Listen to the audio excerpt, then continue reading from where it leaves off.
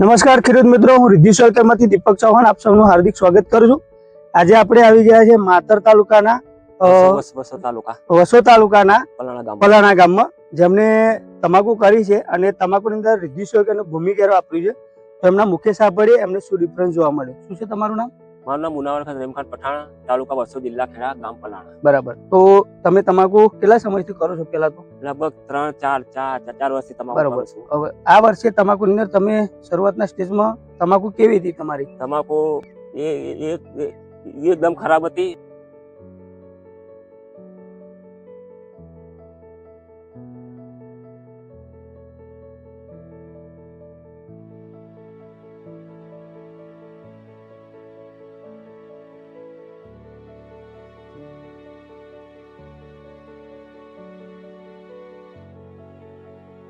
અને જે એનું વિકાસ વિકાસ નતું થતું। બરાબર। તો પછી તમે શું કર્યું? એના પછી અમે તમારું જે ભૂમિકેરનું મેં ફેસબુક પર જોયું। બરાબર। પછી અમે મૌદા આવ્યા। હા, મૌદા આવીને અમે દવા લઈને ટુવા કર્યા। ટુવા કરે તો એના પછી રિઝલ્ટ સારું મળ્યું મને બરાબર તમાકુમાં। બરાબર, સારું મળ્યું। પણ તમાકુનો કેવો ગ્રોથ છે, શું છે?